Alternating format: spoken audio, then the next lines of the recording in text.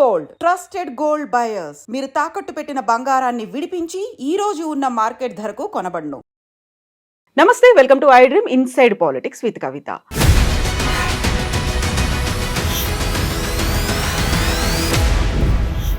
Telangana CM Revanth రెడ్డికి భారీగా ఘన స్వాగతం పలికాయి కాంగ్రెస్ శ్రేణులు. దీనికి ప్రధానమైనటువంటి కారణం దావోస్ నుంచి భారీ పెట్టుబడులతో తెలంగాణ రాష్ట్రానికి చేరుకోవడం. తెలంగాణలో 10 ఏళ్లలో జరగనంత పెట్టుబడులకు సంబంధించి ఒప్పందాలు జరిగాయి. 1,78,000 కోట్లకి ఒప్పందాలు కుదుర్చుకున్నారు.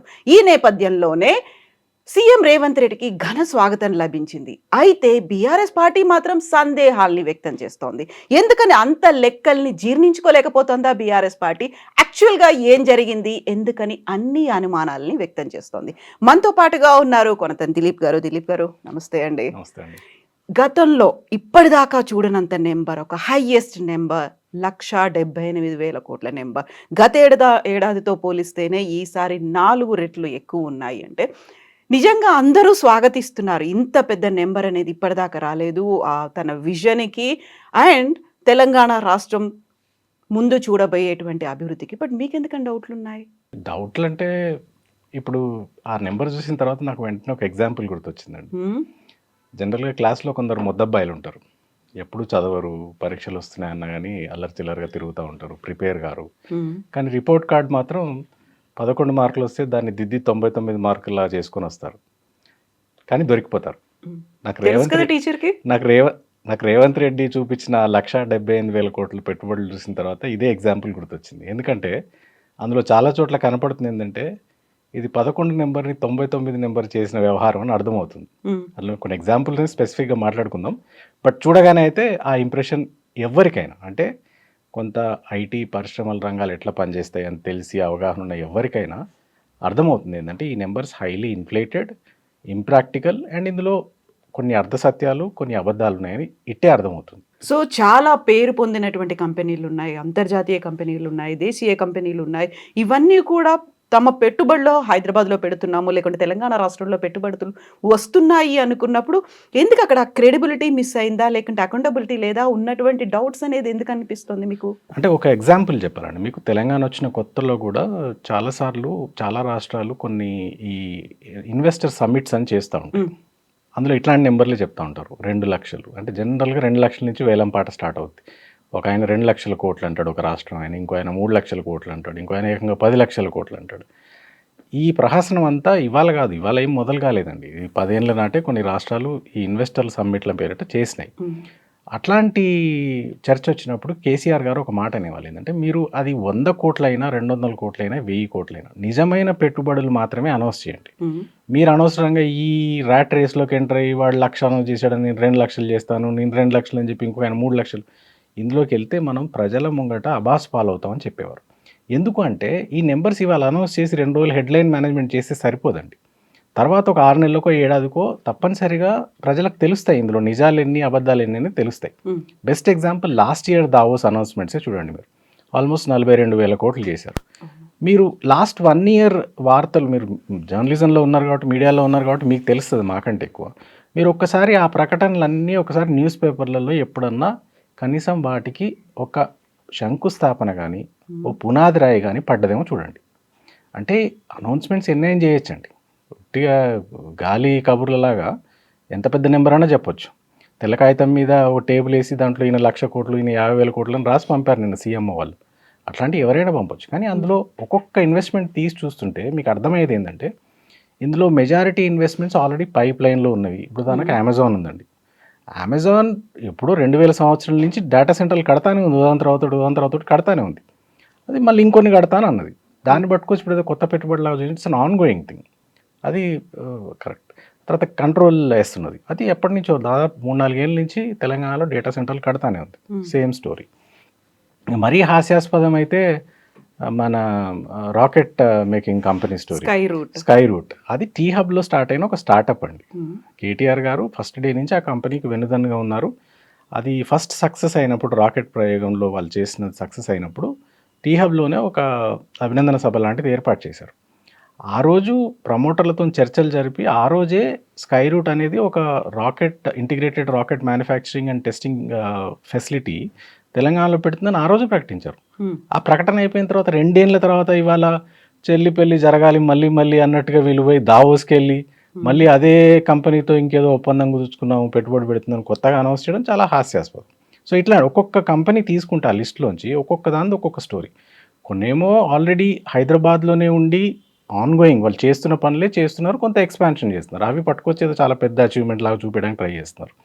రెండోది కొన్ని డౌట్ఫుల్ అండ్ షేడీ కంపెనీస్ ఆ లిస్ట్లో మీరు చూస్తే కొన్ని కంపెనీస్ ఎంత ఘోరంగా అంటే వాటి కనీసం ఊరు పేరు కూడా లేని కంపెనీస్ వేల కోట్ల రూపాయలు పెట్టుబడులు పెడతాయని చెప్పారు.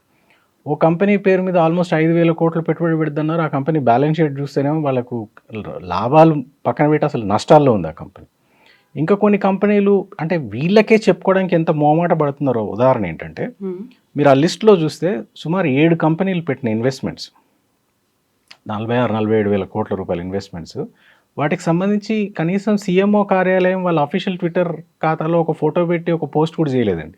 ఉత్తినే ట్రిప్ అయిపోయిన తర్వాత ఒక లిస్ట్ తయారు చేసి ఇది 5,000 ఇది 10,000 అని రాసి పంపినారు. నేనేమంటా అంటే నిజంగా కంపెనీ ఉండుంటే నిజంగా ఒప్పందం జరుగుంటే కనీసం సీఎంఓ ట్విట్టర్ హ్యాండిల్లో సీఎంఓ సోషల్ మీడియాలో పెట్టరండి. ఆ ఫోటో పెట్టి ఈయన పలానాయని కలిసినాం, పలానాయనతో ఒప్పందం కుదుర్చుకున్నాం ఇన్ని వేల కోట్ల కానీ పెట్టరా? వాళ్ళకే నమ్మకం లేదు. ఏదో ఇవాళ పబ్బం గడవాలి కాబట్టి పెద్ద నెంబర్ చెప్పి ఏదో 1-2 డేస్ హెడ్లైన్ మేనేజ్మెంట్ కోసం ట్రై చేస్తున్నారు. ఒకవేళ ఇదే పని చేశారనుకోండి, మేనేజ్ చేయడానికి చేస్తున్నారు అనుకున్నప్పుడు అక్కడ ఆ కంపెనీ నేమ్‌ని వాడుకుంటున్నారు. యాక్చువల్‌గా ఆ క్రెడిబిలిటీ వాళ్ళ మీద కూడా ఎఫెక్ట్ పడుతుంది కదా! ఎస్. ఇందులో దాన్ని ఆలోచించట్లేదా? ఇందులో ఏమవుతుందంటే 2 రకాల కంపెనీస్ ఉంటాయి. ఒకటి ప్రాపర్గా బిజినెస్ చేసుకునే companies they are always worried about their name and fame and PR ఇవన్నీ చూస్తారు. ఇంకో సెక్షన్ ఆఫ్ కంపెనీస్ ఉంటాయి. అవి ఏంటంటే ఇప్పుడు దురదృష్టవశాత్తు మార్కెట్లో ఎట్లా తయారైందనంటే ఒక గవర్నమెంట్తో ఒక ఒప్పందం కుదుర్చుకున్నట్టుగా ఒక ప్రకటన చేయడం, అది పేపర్లో వార్తల్లో రాగానే వెంటనే దాన్ని చూపించి బ్యాంకుల దగ్గర లోన్లకు వెళ్ళడం, లేదా ఇంకో రకంగా ఫైనాన్షియల్ ఇన్స్టిట్యూషన్స్ నుంచి ఇన్వెస్ట్మెంట్ పొందడానికి ట్రై చేయడం, ఇట్లాంటి కొన్ని షేడీ కంపెనీస్ కూడా ఉన్నాయి. అండ్ మీరు ఆ లిస్ట్ చూస్తే మీకు డెఫినెట్గా అట్లాంటి కంపెనీలు కనపడుతున్నాయి. నేనేమంటున్నా అంటే ఆ కంపెనీలు ఓన్లీ పేపర్ల మీద ఉంటాయి, అవి నిజంగా ఉండవు. ఆ ఇన్వెస్ట్మెంట్స్ కూడా ఇట్లా పేపర్ వార్తల్లో మాత్రమే ఉంటాయి కానీ నిజంగా ఉండవు. ఉండుంటే ఇట్లా చేయాల్సిన అవసరం లేదు. ఇప్పుడు అన్నిటికన్నా పెద్ద పెట్టుబడి, వన్ ఆఫ్ ద బిగ్గెస్ట్ పెట్టుబడి అని ఒకటి అనౌన్స్ చేశారు, సన్ పెట్రోకెమికల్స్. అవును. అది ఎంత హాస్యాస్పదం అంటే అండి, సన్ పెట్రోకెమికల్స్ ఎండీని కలిసాం దిలీప్ సాంఘ్వీన్ అని చెప్పి వీళ్ళు మీడియా వాళ్ళకి రిలీజ్ చేస్తే అవును. ఎంఓయూ కుదుర్చుకున్నారు. అది ఎండీతో ఫోటో దిగి పంపించారు, ఎండీ అన్న వ్యక్తితో ఫోటో దిగి పంపించారు. తెల్లారి పొద్దున ఈనాడు, ఆంధ్రజ్యోతి అన్ని పేపర్లు ఫ్రంట్ పేజ్లో తాటకాయంత అక్షరాలతో అది పెద్ద పెట్టుబడి అది వచ్చిందని వేశారు. మేమెందుకో ఒకసారి ఆ ఫోటో చూస్తే మాకు అనుమానం వచ్చింది కదా, దిలీప్ సాంఘ్వి అంటే కొంచెం పాపులర్ పర్సనే, పోయి చూస్తే ఆయన దిలీప్ సాంఘ్వి కాదు. అంటే ఇంత బ్లేటెంట్గా ప్రజల్ని తప్పుదోవ పట్టించే ఒక ప్రభుత్వం నేనైతే ఇప్పటివరకు చూడలేదండి. అంటే తెలిసిపోద్ది కదా, ఎన్ని రోజులు బ్లఫ్ చేయగలరు మీరు పీపుల్ని. అప్పుడు సోషల్ మీడియాలో విమర్శలు వెల్లువెత్తితే ఈయన దిలీప్ సాంఘ్వి కాదు కదా అని, అసలు దిలీప్ సాంఘ్వి ఇలా ఉంటాడు, మీరు పెట్టిన ఫోటోలో ఇలా ఉన్నాడు ఏంటి అని ప్రశ్నలు అడిగితే అప్పుడు ముఖ్యమంత్రి కార్యాలయం నాలుక ఖర్చుకొని ఈయన దిలీప్ సాంఘ్వి కాదండి, ఎగ్జిక్యూటివ్ డైరెక్టర్ కంపెనీకి విద్యాసాగర్ అని ఇంకొక ప్రకటన రిలీజ్ చేశారు. గమ్మత్ ఏంటంటే వాళ్ళ వెబ్సైట్లో ఆ విద్యాసాగర్ అనేట ఆయన పేరు కూడా లేదు ఎగ్జిక్యూటివ్ డైరెక్టర్ లాగా.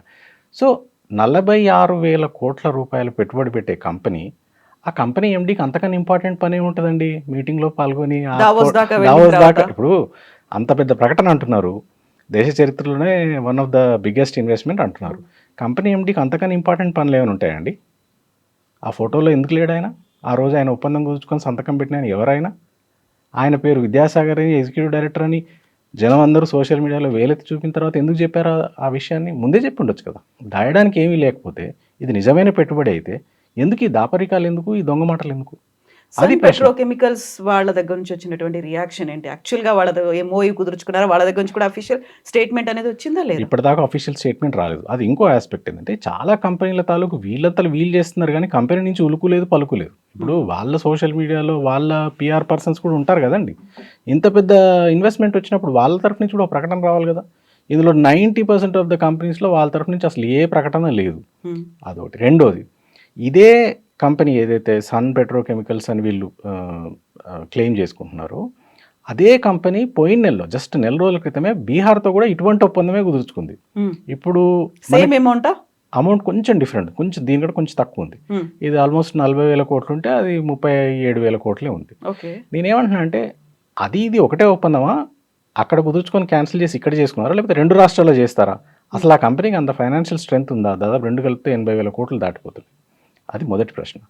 రెండో ప్రశ్న ఏంటండి అంటే మరి అక్కడ నిజమైన దిలీప్ సంఘ్వీనే పోయి ఒప్పందం కుదుర్చుకున్నాడు బీహార్లో. ఉమ్, మరి దావోస్లో తెలంగాణ ప్రభుత్వానికి ఈ నకిలీ దిలీప్ సంఘ్వి ఎందుకు వచ్చి ఒప్పందం సైన్ చేశాడండి? అంటే ఇది ఉత్తుత్తి ఒప్పందమా? నిజం ఒప్పందం అయితే కంపెనీ ఎండి ఎందుకు లేడు అందులో? ఉమ్, ఈ మాటి మాటికి పేర్లు మార్చడం ఇదంతా ఎందుకు జరుగుతుంది? ఇవి ప్రజల మనసులో ఉన్న సందేహాలు. ఏమొద్దంటే ఒక్క కంపెనీ విషయంలో ఇట్లాంటి సందేహాలు మొదలైతే ఆటోమేటిక్గా మీరు రిలీజ్ చేసిన లిస్ట్లో ఉన్న ప్రతి కంపెనీ మీద ఇట్లాంటి అనుమానాలే వస్తాయి. ఎగ్జాక్ట్లీ. అయితే అక్కడ వాళ్ళు ఎంఓయూ కుదుర్చుకున్నారేమో మేబీ. ఆ కంపెనీ వాళ్ళు ఎప్పుడైతే మనం అక్కడ పనులు ప్రారంభిస్తామో, కార్యాచరణ అంటారు కదా, ఆ టైంలో మాత్రమే మేము అఫీషియల్గా అనౌన్స్ చేద్దాము, ఇవన్నీ ఒక పైప్ లైన్లో ఉంటాయి, లెట్ ద టైం కమ్ అన్నట్టుగా ఆలోచిస్తున్నారేమో వాళ్ళు. డెఫినెట్గా అట్లా కూడా ఆలోచించే అవకాశం ఉంది, లేదని నేను అనట్లేదు. నేనేమంటున్నా అంటే బీహార్తో పోయిన నెలలోనే ఇదే కంపెనీ ఇలాంటి ఒప్పందమే కుదుర్చుకుంది, మళ్ళీ నెల తర్వాత తెలంగాణతో కుదుర్చుకుంది. ఉమ్, నేను అడిగే ప్రశ్న సింపుల్. ఆ కంపెనీ బ్యాలెన్స్ షీట్ చూస్తే 80,000 కోట్లు పెట్టుబడి పెట్టే కంపెనీ లాగైతే లేదు ఏకకాలంలో. మరి అలాంటప్పుడు బీహార్ది క్యాన్సిల్ చేసుకుని ఇక్కడ చేసుకున్నారా, లేదా ఇది కొత్త ఒప్పందమా అనేది చెప్పాలి. రెండోది, వాళ్ళు చేసుకున్న ఒప్పందం కూడా దేనికోసం మీరు గమనించాలి. ఇందులో కొంచెం బ్యాక్గ్రౌండ్ అంటే మన ప్రజలకు కూడా అర్థం కావాలి కాబట్టి చెప్పదలుచుకునేది ఏంటంటే, ఈ మధ్య ఈ భారీ పెట్టుబడుల పేరుతోని విద్యుత్ ఉత్పత్తి కేంద్రాలను కూడా చూపిస్తున్నారండి పెట్టుబడుల్లాగా. ఉమ్, అంటే నా ఉద్దేశంలో అంటే జనరల్గా ఇండస్ట్రీ ఏదైతే పెట్టుబడి పెడుతుందో ఇన్ఫ్రాస్ట్రక్చర్ డెవలప్ చేసే కంపెనీస్ ఉంటాయి, కొన్ని వస్తువులని సేవలని ఇచ్చే కంపెనీలు ఉంటాయి. ఇప్పుడు ఇన్ఫ్రాస్ట్రక్చర్ డెవలప్మెంట్లో భాగంగా మీకు రహదారులు కానీ, బ్రిడ్జిలు కానీ, లేదా ఓడరేవులు కానీ, మెట్రో కానీ, లేదా ఇప్పుడు ఈ పవర్ ప్రాజెక్ట్స్ కానీ, సోలార్ కావచ్చు, థర్మల్ కావచ్చు, హైడ్రో కావచ్చు, ఇంకేదైనా కావచ్చు, వీటిని పెట్టుబడులాగా చూపించడం అనేది కరెక్ట్ పద్ధతి కాదండి. ఎందుకంటే ఇవన్నీ ఇన్ఫ్రాస్ట్రక్చర్ కింద వస్తాయి. అది ఫస్ట్ ఆస్పెక్ట్. రెండో ఆస్పెక్ట్, వీళ్ళు ఈ పంప్డ్ స్టోరేజ్ అనేది ఈ మధ్య బాగా పాపులర్ అవుతుంది. చాలా కంపెనీలు వేల కోట్ల రూపాయలు పెట్టుబడులు పెడుతున్నామని అనౌన్స్మెంట్లు చేస్తున్నాయి. అయితే పంప్డ్ స్టోరేజ్ అంటే ఏంటిది అనేది ఫస్ట్ మనం అర్థం చేసుకుంటే ఈ పెట్టుబడి అనేది ఎంత అంటే డౌట్ఫుల్ అనేది కూడా మనకు అర్థమవుతుంది. పంప్డ్ స్టోరేజ్ అంటే ఏంటంటే ఇటీవల ఇదివరకు మనకు హైడ్రో ఎలక్ట్రిక్ ప్రాజెక్ట్స్ ఉండేటువంటి వాటర్ కోసం మనం నీటి నిల్వను చేసి ఆ నీటి నిల్వ ఉన్న నీటిని కిందికి వదిలినప్పుడు ఒక హైట్ నుంచి వాటర్ కిందికి వచ్చేటప్పుడు ఎనర్జీ జనరేట్ చేసే అవకాశం ఉంటుంది. ఇప్పుడు మన నాగార్జున సాగర్ కానీ, శ్రీశైలం కానీ అట్లాంటి హైడ్రో ఎలక్ట్రిక్ పవర్ ప్లాంట్స్ ఉన్నాయి. అయితే ఇప్పుడు దాన్ని ఇంకొక అడుగు ముందుకు తీసుకెళ్ళి ఏం చేస్తున్నారంటే వాటర్ ఏదైతే కిందికి వస్తుందో దాన్ని మళ్ళీ పైకి పంప్ చేసి, అంటే కింద ఒక రిజర్వాయర్లో స్టోర్ చేసి దాన్ని మళ్ళీ పైకి పంప్ చేసి దాన్నే 2-3 సార్లు అంటే చాలాసార్లు రిపీటెడ్గా వాడుకునే అవకాశం ఉండే కేంద్రాన్ని ఈ పంప్డ్ స్టోరేజ్ అంటారు. ఇప్పుడే కొన్ని భారతదేశంలో కూడా కొన్ని స్టార్ట్ అవుతున్నాయి అట్లాంటివి. కాకపోతే ఏంటంటే ఇందులో గుర్తుపెట్టుకోవాల్సింది, ఈ పంప్డ్ స్టోరేజ్ అనేది ఏ ప్రైవేట్ కంపెనీ అంటే వాళ్ళు వచ్చి ఎక్కడ పడితే అక్కడ పెట్టడానికి వీల్లేదండి. పర్మిషన్స్ చాలా ఉంటాయి, పర్మిషన్స్ చాలా కావాలి. రెండు ప్రాజెక్టులు కావాలి. ముందు మీకు పైన ఒక రిజర్వాయర్ కావాలి, కింద ఒక రిజర్వాయర్ కావాలా. సో పైన రిజర్వాయర్లో నీళ్ళని కింద రిజర్వాయర్లోకి వదిలేటప్పుడు పవర్ జనరేషన్ చేయాలా, మళ్ళీ దీన్ని రివర్స్ పంప్ చేయడానికి మళ్ళీ పవర్ కావాలి. ఆ కిందికి వచ్చినప్పుడు పవర్ జనరేషన్కి, పైకి పంపడానికి పవర్ జనరేషన్కి మధ్య కాస్ట్ డిఫరెన్స్ ఏదైతే ఉంటుందో అది లాభం. సో 100 రూపాయలు మీరు పైనుంచి కిందికి చేసేటప్పుడు 100 రూపాయల విద్యుత్ ఉత్పత్తి చేస్తే మళ్ళీ కింది నుంచి పైకి పంపడానికి మీరు 70-80 రూపాయలు పంపగలిగితే 20-30 రూపాయలు లాభం ఉంటుంది. కానీ చాలాసార్లు ఏమవుతుందంటే మన దగ్గర అంత చీప్ పవర్ అవైలబుల్ లేదు ఇప్పటికి కూడా. సో ఏమవుతుంది, దీన్ని రివర్స్ పంప్ చేయాలని అంటే చాలా ఖర్చుతో కూడుకుంది. సో ఆ చీప్ పవర్ కోసం అది ఉందో లేదో తెలియదు. ఫస్ట్ ఏమో 2 రిజర్వాయర్లు కావాలి, పైన రిజర్వాయర్, కింద రిజర్వాయర్, 2 చీప్ పవర్ కావాలి, 3 కేంద్ర ప్రభుత్వం, రాష్ట్ర ప్రభుత్వం ఎప్పటికప్పుడు నిబంధనలు మారుస్తూ ఉంటాయి, పవర్ పర్చేజ్ రేట్లు మారుతూ ఉంటాయి. ఇవన్నిటి మధ్య ప్రాఫిటబిలిటీ ఉందా లేదా అని ఇండస్ట్రీలో చాలా అనుమానాలు ఉన్నాయి. కానీ కొన్ని కంపెనీలు ఏమో వేరే ప్రయోజనాలు ఆశించి పెద్ద పెద్ద ప్రాజెక్టులు అనౌన్స్ చేస్తున్నారు. వాళ్ళు ఏంటంటే కొంత బయట నుంచి బ్యాంకుల నుంచి లోన్లు తీసుకోవడం, బయట ఫైనాన్షియల్ ఇన్స్టిట్యూషన్స్ నుంచి కొంత మనీ తీసుకురావడం, వీటి ఉద్దేశంతో పెద్ద పెద్ద ప్రాజెక్టులు అనౌన్స్ చేస్తున్నారు. కానీ ఇవి అంత ఈజీగా సక్సెస్ అయ్యేటివో. ముందు తెలంగాణలో ఎవరైనా వచ్చి నిజంగానే అంత స్థాయిలో పెడతారంటే ముందు ఆ రిజర్వాయర్లు ఏంటివో ఐడెంటిఫై చేయాలి. ఏ రిజర్వాయర్ నుంచి మీరు నీళ్లు తీసి ఏ రిజర్వాయర్లో పోస్తారు, మళ్ళీ రివర్స్ పంపింగ్ ఎట్లా చేస్తారు, అన్ని రిజర్వాయర్లు ఉన్నాయా తెలంగాణలో? అసలు ఉంటే ఎక్కడున్నాయి? అవి ఐడెంటిఫై చేయకుండా మీరు 40,000 కోట్లు కాదు 4 లక్షల కోట్ల రూపాయల పంపుడు స్టోరేజ్ ప్రాజెక్టులు అనౌన్స్ చేసినా కానీ ఇది ఉట్టి పేపర్ మీద చేసే మాయాజాలం తప్పితే నిజంగా వచ్చే పెట్టుబడి లాగైతే కనిపించట్లేదండి. ఇక్కడే ప్రధానంగా మీకు వచ్చినటువంటి అనుమానానికి ఆల్రెడీ ఆన్సర్ కూడా వచ్చేసింది. దాంట్లో ఏంటంటే రైజింగ్ తెలంగాణ 2050 అనే ఒక విజన్ ఉంది. ఫ్యూచర్ సిటీ రాబోతోంది. మన దగ్గర ఔటర్ రింగ్ రోడ్‌తో పాటుగా మెట్రో విస్తరణలు, క్లీన్ అండ్ గ్రీన్ పాలిసీలు ఇవన్నీ చూసిన తర్వాత ఒక నమ్మకం ఏర్పడింది కాబట్టే ఈ కంపెనీలన్నీ ముందుకొచ్చాయి. ఎంఓయూలు కుదుర్చుకున్నాయి అనేది. కాదంటారా? అంటే ఒక్కటండి, ఇప్పుడు తెలంగాణ బాగుండాలని, తెలంగాణకు పెట్టుబడులు రావాలని కోరుకునే వాళ్ళలో మేము ముందు వరుసలో ఉంటాం. ఎందుకంటే ఇవాళ రేవంత్ రెడ్డి ఉండొచ్చు, రేపు ఇంకొకరు ఉండొచ్చు. అల్టిమేట్గా రాష్ట్రం బాగుండాలి, రాష్ట్రంలో ప్రజలు బాగుండాలని కోరుకునే వాళ్ళం. కాకపోతే ఏంటంటే ఈ ఫేక్ అనౌన్స్మెంట్స్, ఈ నెంబర్ గేమ్తో జరిగే నష్టం ఏంటంటే ఇర్రివర్సబుల్ డ్యామేజ్ జరుగుతుంది రాష్ట్రానికి. ఒకసారి ఈ రాష్ట్రం ఇట్లాగే ఫేక్ అనౌన్స్మెంట్స్ చేస్తుంది అనేది బయటకు పోతే నిజమైన ఇన్వెస్టర్ అనేవాడు నిజంగానే భయపడతాడు. ఇంకో ఎగ్జాంపుల్ చెప్తాను. పోయిన సంవత్సరం 42,000 కోట్లు అన్నారు. 42,000 కోట్ల పెట్టుబడులు రాష్ట్రంలోకి వస్తే ఒకటి అవి శంకుస్థాపనలు అయి ఉండాలి, ప్రారంభోత్సవాలు అయి ఉండాలి, ఈ పాటికి చాలా వరకు అయి ఉండాలి. ఏమీ జరగలేదు. అంటే అర్థం ఏంటి? ఉత్తి పేపర్ మీద ప్రకటనలు తప్పితే ఆచరణలో జరగట్లేదు అనేది ఒకటి స్పష్టమవుతుంది. రెండోది, నిజంగా 42,000 కోట్ల పెట్టుబడులు ఈ రాష్ట్రంలోకి వస్తే రాష్ట్రానికి చాలా పన్ను రూపంలో చాలా ఆదాయం వస్తుందండి. మరి లాస్ట్ 12 months జిఎస్టీ నెంబర్స్ ఎందుకంటే అంత వీక్గా ఉన్నాయి? అంటే నేను ఏమంటా అంటే మీరు ఇన్పుట్ ఇస్తే అవుట్పుట్ కనపడుతుంది. కానీ ఈ ప్రభుత్వం విషయంలో అన్ని పెట్టుబడులు అని ప్రకటన లేదు తప్పితే కమెన్షురేట్గా మీకు అక్కడ ట్యాక్స్ ఆదాయం పెరగడము ఒక ఇండికేటర్. అది జిఎస్టీ ఆదాయం పెరుగుదల చాలా మందకొడిగా ఉంది. అంతకుముందు సంవత్సరం బీఆర్ఎస్ ఉన్న సంవత్సరంతో పోలిస్తే ప్రతి నెల పెరుగుదల రేటు తక్కువ ఉంది. అదొక ఇండికేటర్. రెండోది, కమర్షియల్ ఆఫీస్ స్పేస్ అబ్జార్ప్షన్లో చాలా దారుణంగా ఉంది హైదరాబాద్ పరిస్థితి. మరి నిజంగానే వీళ్ళు ఇన్ని వేల కోట్ల రూపాయల పెట్టుబడులు తెస్తే ఆఫీస్ స్పేస్కి చాలా డిమాండ్ క్రియేట్ అవ్వాల్సింది. అందులో మనం అన్ని నగరాల కన్నా అట్టడుగు స్థానంలోకి వెళ్తున్నాం రోజు రోజుకి. అదొక. మూడోది, కనీసం ఇందులో ఉద్యోగస్తులు వచ్చుంటే వాళ్ళ ఇండ్ల కోసం కొనుక్కోవడానికి కొంత ప్రయత్నించుంటే ఇండ్ల డిమాండ్ పెరిగి ఉండేది. 2 రోజుల క్రితమే నివేదిక వచ్చింది, ఇండ్ల డిమాండ్లో Hyderabad one of the lowest in the కంట్రీకి వెళ్ళిపోయింది. ఈ ఇండికేటర్స్ అని చెప్పట్లేదా అండి? వీళ్ళు పేపర్ మీద చూపిస్తున్న మాయాజాలం, అంకెల మాయాజాలం తప్పితే నిజంగా గ్రౌండ్ మీద ఏమైనా జరిగి ఉంటే ఈ పారామీటర్స్ అన్నీ వృద్ధి చూపించేవి. ఇంకో పారామీటర్ మీకు లాస్ట్ ఇంటర్వ్యూలో కూడా చెప్పాను నేను. ప్రతి సంవత్సరం June 2 నాడు IT and industries annual report release చేసేది పాత ప్రభుత్వం. వీళ్ళు ఎందుకంటే రిలీజ్ చేయట్లేదు? రిలీజ్ చేస్తే బండారం బయటపడుతుంది. రేపు June 2 రిలీజ్ చేయమనండి.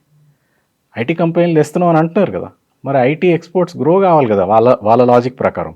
రేపు June 2, 2025 నాడు ఒక రిపోర్ట్ రిలీజ్ చేయమని అడగండి, చేస్తారేమో చూద్దాం. ఇప్పుడు మీరు ఐటీ యాన్యువల్ రిపోర్ట్కి మాట్లాడితే దావోస్లో సీఎం రేవంత్ రెడ్డి ఒక మాట అన్నారు.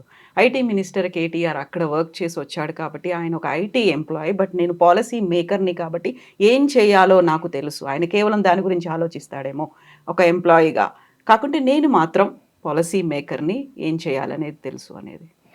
రేవంత్ రెడ్డి ప్రాబ్లం ఏంటండి అంటే, రేవంత్ రెడ్డికి ఎక్కడో మనసు లోపల ఇన్ఫీరియారిటీ కాంప్లెక్స్ ఉంది. ఆ ఇన్ఫీరియారిటీ కాంప్లెక్స్ని కవర్ చేసుకోవడానికి ఇట్లాంటి అంతర్జాతీయ వేదికల మీద ప్రత్యర్థులని, ప్రతిపక్ష నాయకులని చాలా నీచమైన భాషలో తూలనాడడం ఒకటి అలవాటుగా చేసుకున్నాడు. దావోస్ దాకెళ్ళి ఏం మాట్లాడతారండి? కేటీఆర్ అనే ఆయనకు ఓన్లీ ఆయన ఐటీ కంపెనీ ఎంప్లాయీ లాగా పనిచేసినాడు కాబట్టి ఆయనకు పెద్దగా ఏం తెలియదు, ఆయన ఏదో డేటా ఎంట్రీ ఆపరేటర్ అన్నట్టుగా తూలనాడినట్టుగా మాట్లాడినాడు. ప్రాబ్లం ఏంటంటే ఈయన తనని తాను పాలసీ మేకర్ అని అనుకుంటున్నాడు, కానీ ఈయనకు మొన్నటిదాకా కనీసం మంత్రి పదవిలాగా పనిచేసిన అనుభవం, మంత్రి పదవి చేసిన అనుభవం కూడా లేదు. 1 సంవత్సరం కింది వరకు డైరెక్ట్గా ఎమ్మెల్యే నుంచి, ఎంపీ నుంచి డైరెక్ట్గా సీఎం అయినాడు. కాబట్టి విధాన నిర్ణయాలు తీసుకోవడంలో కేటీఆర్ గారికి 10 ఏళ్ళ ఎక్స్పీరియన్స్ ఉందండి. 10 ఏళ్ళు ఆయన మంత్రిలాగా పనిచేసినాడు. ఆయనను పట్టుకొని నీకేం తెలియదు అని అనడం మొదటి తప్పు. రెండోది, ఈయన ఆ ఇష్టం వచ్చినట్టుగా మాట్లాడే దాంట్లో ధోరణిలో ఇంకో 2 నాయకులను కూడా తూలనాడినట్టుగా మాట్లాడాడు. మీరు గమనించే ఉంటారు. ఆయన ఏమంటాడు? చంద్రబాబు నాయుడు కూడా ఐటీ గురించి ఏమీ తెలియదు అని అంటాడు. ఈయన గురువు గారు, ఆయన ఐటీ నేనే కనిపెట్టినా అని ప్రతిరోజు ప్రతి వేదిక మీద చెప్పే మనిషి చంద్రబాబు నాయుడు. నిజంగా ఈయన ఈ మాట మాట్లాడితే ఆయన పాపం బాధతో కుమిలిపోతాడు. ఎందుకంటే అంత లైటర్ సెన్స్లో అట్లా మాట్లాడకూడదు. ఆల్ సైడ్ అని చంద్రబాబు నాయుడు గారు తన కాంట్రిబ్యూషన్ చేశారు. అది ఎక్కువనా తక్కువనా ఎంత మోతాదులో చేశారో ఆ చర్చ ఎంతసేపు అని చేయొచ్చు. కానీ ఆయన అట్లా తీసిపారేసినట్టుగా మాట్లాడడం ఈయన అహంకారానికి, అజ్ఞానానికి ఒక నిదర్శనం. ఇంకో గొప్ప నాయకుడిని తూలనాడినాడు అదే ఇంటర్వ్యూలో. ఆయన ఏమంటాడు? పివి నరసింహరావు కూడా ఐటీ గురించి ఏం తెలియదు అని అంటాడు. బహుశా ఈయనకు ఎప్పుడో ఒక మాట చెప్తుంటాం, రేవంత్ రెడ్డికి ఏమీ తెలియదు, ఈయనకు తెలియదు అన్న విషయం కూడా ఈయనకు తెలియదు అని. పివి నరసింహరావు గురించి అంత లైట్ కామెంట్స్ చేయడం చాలా దుర్మార్గం అండి. ఎందుకంటే పివి నరసింహరావుకి అన్ని రంగాల మీద ఎట్లయితే అవగాహన ఉందో ఆయనకి ఐటీ మీద కూడా చాలా మంచి అవగాహన ఉంది. ఆయన 17 భాషల్లో మాట్లాడగలడు. ఈయనలాగా కాదు, ఈయనలాగా మెమ్మే పెప్పే టైప్ కాదు ఆయన. ఆయన 17 లాంగ్వేజెస్లో ధారాళంగా మాట్లాడగలడు. అదొక్కటే కాదు, ఆయన చాలా ఓల్డ్ ఏజ్లో కంప్యూటర్ల మీద ఎంత పట్టు సంపాదించారంటే అప్పట్లో బేసిక్, కోబాల్ లాంటి లాంగ్వేజెస్, యూనిక్స్ లాంటి సిస్టమ్స్ మీద ఆయన పనిచేసినారు. పనిచేసి ఆయన కోడింగ్ కూడా నేర్చుకున్నారు. అట్లాంటి గొప్ప మనిషిని పట్టుకొని ఆయనకు ఐటీ తెలియదు అంటే, ఈయనకు తెలియదు కాబట్టి ఎవరికి తెలియదు అని అనుకుంటున్నాడు. అది ప్రాబ్లం. ఐటీ లాంగ్వేజ్ తెలియకపోవచ్చు, కంప్యూటర్ల గురించి తెలియకపోవచ్చు. కాకపోతే బీఆర్ఎస్ సోషల్ మీడియాలో విపరీతంగా టార్గెట్ చేసేది ఆయన ఇంగ్లీష్ లాంగ్వేజ్‌కి సంబంధించి. ప్రాపర్‌గా కమ్యూనికేట్ చేయలేడు, ఎలా పెట్టుబడులు వస్తాయి అనేది. నిజంగా ఇంగ్లీష్‌కి సంబంధించి అత్యంత ప్రాధాన్యత ఇస్తారా దావోస్‌లో? లేకుంటే ఇంకే దేశంలో అయినా పెట్టుబడులకు సంబంధించి? నిజానికి అది ఇంగ్లీష్ సమస్య కాదండి. చాలామంది ఏమనుకుంటున్నారంటే ఏదో ట్రోలింగ్, ఆయనకి ఇంగ్లీష్ రాదని జరుగుతుంది అనుకుంటారు. హ్మ్. అది ఇంగ్లీష్ సమస్య కాదు. అదే ఆయనకున్న అంటే ఆయన అజ్ఞానము ప్రతి వేదిక మీద బయటపడుతున్నది. ఇంగ్లీష్ రాకపోవడం అనేది జస్ట్ వన్ స్మాల్ ఇష్యూ. కానీ ఆయనకు అసలు విషయ పరిజ్ఞానం లేదు. అది లార్జర్ ఇష్యూ. అందరికీ వాళ్ళ కన్సర్న్ ఏంటంటే, నేను ఇంతకుముందే చెప్పినట్టుగా ఆయనకు చరిత్ర తెలియదు, నాయకుల గురించి ఏమీ తెలియదు, చాలా సూపర్ఫిషియల్ నాలెడ్జ్ ఉంది ఆయనకి. కాకపోతే ఏంటంటే, అట్లా ఉన్నప్పుడు మీరు కొంచెం సైలెంట్గానన్నా ఉండాలి. మీరు వేదికలెక్కి వాళ్ళ మీద వీళ్ళ మీద అడ్డం పొడుగు కామెంట్లు చేస్తే ఏమైందంటే, మీకు ఏమీ తెలియదు అన్న విషయం అందరికీ అర్థమవుతుంది. అది ఆయన చేస్తున్న మిస్టేక్. ఇంతకుముందు ఇంగ్లీష్ గురించి ఒక మాట అన్నారు. నిజంగానే ఇంగ్లీష్ అవసరం లేదండి. ఈ సమస్య రేవంత్ రెడ్డికి ఇంగ్లీష్ రాకపోవడం గురించి కాదు. సమస్య రేవంత్ రెడ్డికి విషయ పరిజ్ఞానం లేకపోవడం గురించి. ఇప్పుడు మీరు చైనా నుంచో, జపాన్ నుంచో, తైవాన్ నుంచో ఇండస్ట్రియలిస్టులు వస్తుంటారు అప్పుడప్పుడు. వచ్చినప్పుడు వాళ్ళతో పాటు ఒక ట్రాన్స్లేటర్ని తెచ్చుకుంటారు. వాళ్ళకి ఇంగ్లీష్ రాదు, వాళ్ళ భాషలోనే మాట్లాడతారు. పక్కన ఉన్న ట్రాన్స్లేటర్ అదేంటో కమ్యూనికేట్ చేస్తారు. ఒక్క సెంటెన్స్ ఆయన మాట్లాడితే వెంటనే పక్కన ట్రాన్స్లేటర్ దాన్ని ట్రాన్స్లేట్ చేసి చెప్తారు మనకి. నిజంగా ఆయనకి ఇంగ్లీష్ రాకపోతే అట్లాంటి ట్రాన్స్లేటర్తో పని నడిపించవచ్చు. కానీ సమస్య ఏంటంటే, నాకు ఇంగ్లీష్ రాకపోవడం సమస్య కాదు, ఈయనకు విషయ పరిజ్ఞానం లేదు. విషయ పరిజ్ఞానం లేక ఇష్టం వచ్చినట్టుగా అంతర్జాతీయ వేదికల మీద మాట్లాడడం వల్ల ఆయన పరువు ఎలాగో పోతుంది. మా అందరి బాధ ఏంటంటే తెలంగాణ పరువు కూడా పోతుంది అని. ఎందుకంటే వాళ్ళు గమనిస్తారు కదా, తెలంగాణ నాయకుడు, తెలంగాణ ముఖ్యమంత్రి ఎట్లా మాట్లాడుతున్నాడు, ఏం మాట్లాడుతున్నాడు అనేది అందరూ చూస్తారు కదా. ఆయనతో వెళ్ళినటువంటి బృందం ఉంది. తెలంగాణ రైజింగ్ బృందం, విజన్ 2050 అనే టార్గెట్స్‌గా వెళ్ళింది. మంత్రులున్నారు అందులో, అధికారులున్నారు, సీనియర్ ఐఏఎస్‌లున్నారు. వాళ్ళందరూ కూడా కరెక్ట్ చేయలేకపోతున్నారా? లేకుంటే సరైన ఫీడ్‌బ్యాక్ వాళ్ళు కూడా ఇవ్వలేదంటారా? అంటే రేవంత్ రెడ్డి వ్యవహార శైలి తెలిసిన వాళ్ళు చెప్పేది ఏంటంటే, ఈయన ఎవరి మాట వినడు అని, ఈయన సీతయ్య టైప్ అని చెప్తారు. కాబట్టి అధికారంలో కూడా వచ్చినాడు కాబట్టి కొంత ఇంకా అది పెరిగి ఉంటుంది, ఆ గుణం ఇంకొంచెం పెరిగి ఉంటుంది. కానీ ఎవరి మాటలు వినే రకం అయితే కాదు. వినే రకం అయితే కొంచెం వేరేలాగా ఉండేది పరిస్థితి. సో ఈసారి దావోస్‌లో వన్ నేషన్ వన్ పెవిలియన్‌తో పాటుగా 3 రాష్ట్రాల సీఎంలు పాల్గొన్నారు. సో ప్రతి రాష్ట్రానికి అత్యంత భారీ పెట్టుబడులు తీసుకురావాలనేది ఒక టార్గెట్ ఉంది. 10 ఏళ్లలో ఎప్పుడూ చూడనంత ఒక భారీ నంబర్ అనేది, పెట్టుబడులనేది ఈసారి మన దగ్గర కనిపించినప్పుడు, వాట్ అబౌట్ అదర్ స్టేట్స్? అక్కడ ఎలా ఉంది? అంటే మీరు గమనించండి, అంటే చాలా కొట్టొచ్చినట్టు ఈసారి నాకు కనిపించిన ఎగ్జాంపుల్ చంద్రబాబు నాయుడు గారు ఆంధ్రప్రదేశ్ నుంచి. ఆయన ఈజ్ ఎ దావోస్ వెటరన్. అంటే ఏ రాష్ట్రం ముఖ్యమంత్రి దావోస్కి వెళ్ళక ముందు నుంచి ఆయన వెళ్ళి అక్కడ కొంచెం హడావుడి చేస్తున్నాడు. సరే, దానివల్ల ఎంత బెనిఫిట్ వచ్చింది అదంతా మనం చర్చించవచ్చు. కానీ ఒక విషయం ఈసారి కొట్టొచ్చినట్టు కనిపిస్తుంది, అంటే ఆయన చాలా మెల్లోడ్ డౌన్గా కనిపించారు ఈసారి. అంటే ఎక్కువ హడావుడి చేయలేదు. నెంబర్స్ కూడా అసలు ఆల్మోస్ట్ పెద్దగా ఏ కంపెనీ కూడా పెట్టుబడి పెట్టినట్టుగా అనౌన్స్మెంట్స్ చేయలేదు. అంటే నా వరకు నాకు అనిపించింది ఏంటంటే, ఆయన కొంచెం కావాలనే కొంత ఎక్స్పెక్టేషన్స్ సెట్ చేయడం కోసం. తెలంగాణ చంద్రబాబు నాయుడు గారు వచ్చారని ఏదో వేల కోట్లు, లక్షల కోట్లు అనే నెంబర్లు వస్తాయి కాబట్టి, రాష్ట్ర ప్రజల నుంచి బయట నుంచి వచ్చే ఒత్తిడిని కొంచెం తగ్గించే ఉద్దేశంతోనే ఆయన నెంబర్స్ పెద్దగా అనౌన్స్ చేయలేదని నాకు అనిపించింది. అందుకే అంటున్నాను, ఇప్పుడు అట్లాంటి ఆయన చాలా సీజన్డ్ పాలిటీషియన్ కాబట్టి కొంత ముందు వెనక చూసుకొని అవన్నీ చేస్తారు. ఇప్పుడు రేవంత్ రెడ్డి లాంటి వాళ్ళు చేస్తున్న ఈ పెద్ద పెద్ద ప్రకటనతో వచ్చే ప్రమాదం ఏంటంటే, కరెక్ట్ 1 ఇయర్ ఎంతోసేపు ఉండదండి, 1 ఇయర్ కళ్ళ ముందర అది జరిగిపోద్ది. 1 ఇయర్ తర్వాత డెఫినెట్గా ఎన్ని కంపెనీలు ఇందులో గ్రౌండ్ అయ్యాయి, ఎన్ని నిజంగా స్టార్ట్ అయ్యాయి అనే క్వశ్చన్ వస్తుంది. ఆ రోజైనా ఈ ఈ అర్ధసత్యాలు, అబద్ధాలతో కూడిన ఈ లిస్ట్ ఏదైతుందో అది తేలిపోతుంది. ఇంకోటి 1,76,000 కోట్లు అనేది చిన్న నెంబర్ కాదు. ఆ నెంబర్కి కరెక్ట్ 10%, 12% వివిధ రూపంలో, పన్నుల రూపంలో రాష్ట్రానికి రావాలి. అక్కడ కూడా మీకు రిఫ్లెక్ట్ అవుతుంది. సో రేపు అది రిఫ్లెక్ట్ అవుతుందా లేదనే దాంతో తేలిపోతుంది దీని నెంబర్లలో నిజమెంతో అబద్ధమెంతో. మహారాష్ట్రకి ఎలా వచ్చింది? మహారాష్ట్రలో కూడా సేమ్ ప్రాబ్లం అండి. అక్కడ కూడా ఈ చాలా సోలార్ అండ్ పంప్డ్ స్టోరేజ్ ప్రాజెక్టులు అక్కడ కూడా లెఫ్ట్, రైట్, సెంటర్ అనౌన్స్ చేశారు. వాళ్ళు కూడా some lakhs of crores announce చేశారు. 9 లక్షలు, 10 లక్షల కోట్లు అనౌన్స్ చేశారు. బట్ నా ఉద్దేశం ప్రకారం అవి కూడా చాలా అన్రియలిస్టిక్ నెంబర్స్ అండి. నిజంగా వచ్చే ఇన్వెస్ట్మెంట్స్ అట్లా లక్షల కోట్ల రూపాయలు అట్లా తినే ప్రకటనలు చేస్తే వచ్చేటివి కావు. అవి కొంచెం నెమ్మదిగా వస్తాయి అండ్ ఆ నెంబర్స్ కూడా కొంచెం రియలిస్టిక్ ఉంటాయి. ఈ నెంబర్స్ ఏవి కూడా రియలిస్టిక్గా లేవు. సో ఇప్పుడు కామన్‌గా వచ్చే ఒక డౌట్ ఉంటుంది. దావోస్ ప్రపంచ ఆర్థిక సదస్సు అనుకున్నప్పుడు నిజంగా అక్కడ ఒక అకౌంటబిలిటీయో లేకుంటే ఎవరెవరికి ఎన్ని వెళ్ళాయి, ఎవరెవరు ఎన్ని ఒప్పందాలు చేసుకున్నారు, ఏ దేశానికి, ఏ రాష్ట్రానికి, ఏ కంపెనీకి మధ్య ఎన్ని ఒప్పందాలు జరిగాయి, ఇలాంటి లెక్కలన్నీ ఉంటాయి కదా!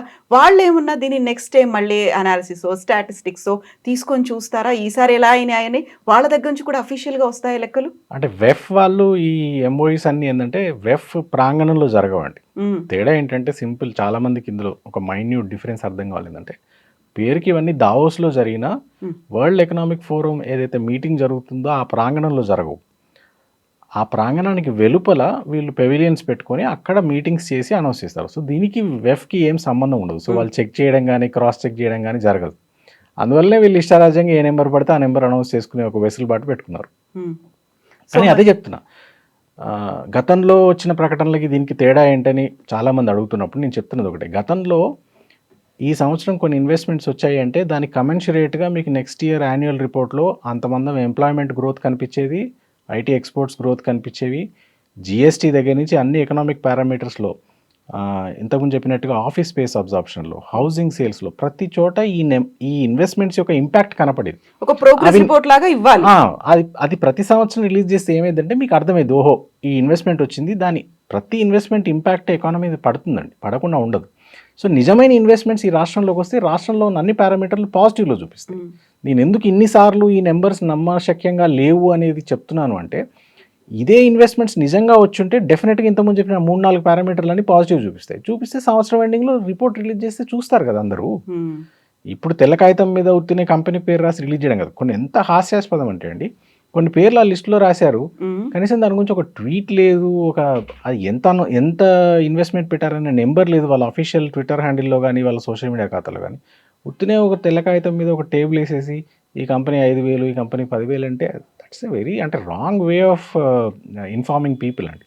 20 కంపెనీలతో ఎంఓయూ కుదుర్చుకోవడం మీ దగ్గర లెక్కలు ఉన్నాయా? మీ దగ్గర వాటికి సంబంధించినటువంటి స్టాటిస్టిక్స్ ఉన్నాయా? వాళ్ళే రిలీజ్ చేశారు కదా, నిన్న సీఎం కార్యాలయం రిలీజ్ చేసిన నెంబర్స్ అన్నీ ఉన్నాయి పబ్లిక్ డొమైన్లో. నేను ఇన్ఫ్యాక్ట్ కొన్ని చూపించాలని అనుకున్నాను మీకు. అంటే అన్నీ చర్చించాల్సిన అవసరం లేదు కానీ కొన్ని అయితే, ఒకటి జేసీకే గ్రూప్ డేటా సెంటర్ 4,500 కోట్లని అనౌన్స్ చేశారండి. నేను JCK group just out of curiosity వాళ్ళ ఫైనాన్షియల్ రిపోర్ట్ ఏంటి అని ఒకసారి తీసి చూశాను.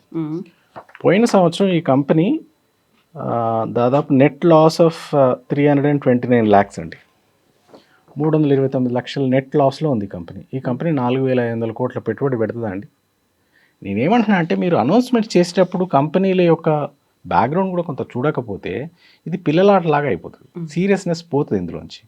ఇప్పుడు ప్రతి సంవత్సరం ఇట్లా మీరు లక్షల కోట్లు అనౌన్స్ చేసి అందులోంచి రాకపోతే పెట్టుబడులు, రాష్ట్రానికి ఇమేజ్ కూడా దెబ్బతింటుంది. అది దాని గురించి వీఆర్ వరీడ్.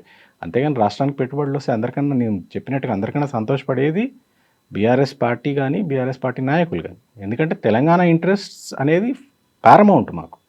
సో ప్రపంచ ఆర్థిక సదస్సు పెట్టేదే అక్కడ వ్యాపార విస్తరణ జరగాలి, ఆర్థికంగా అభివృద్ధి చెందాలి, ఒకరికొకరు పరస్పర సహకారం ఉండాలి అనే దాంట్లో భాగంగా.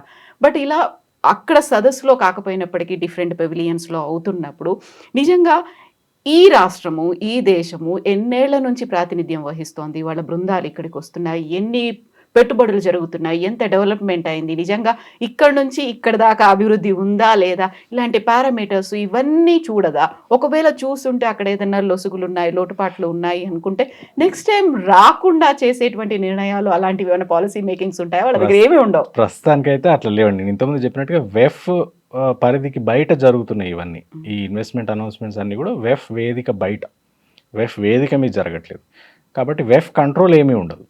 రెండోది, ఇందులో వీళ్ళు చాలా తెలివిగా చేస్తున్నారు. అందుకోసమే మీరు గమనిస్తే వీళ్ళు ఎక్కడ వీళ్ళ సోషల్ మీడియాలో కూడా ఈ నెంబర్స్ని క్లియర్గా చెప్పట్లేదు.